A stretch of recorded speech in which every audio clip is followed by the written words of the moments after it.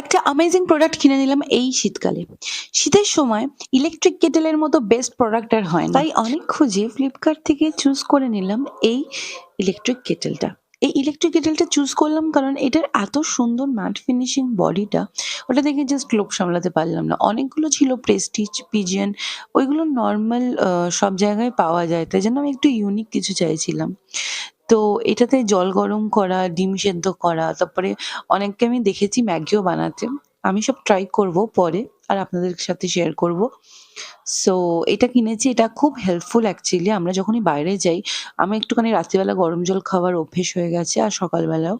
তো এটা খুব তাই হেল্পফুল, জন্য মানে কিনে নিলাম এই কেটেলটা। এটা আমি ফ্লিপকার্ট থেকে কিনেছি, প্রাইস 1099 রুপিস। তো এখানে দেখছি আমি ঘুরতে এসেছি, হোটেলে আমি একটু গরম জল করছি, গ্রিন টি খাবো বলে। সো এই ছিল আজকের ভিডিও, দেখা হচ্ছে পরের ভিডিওতে। Do subscribe, by.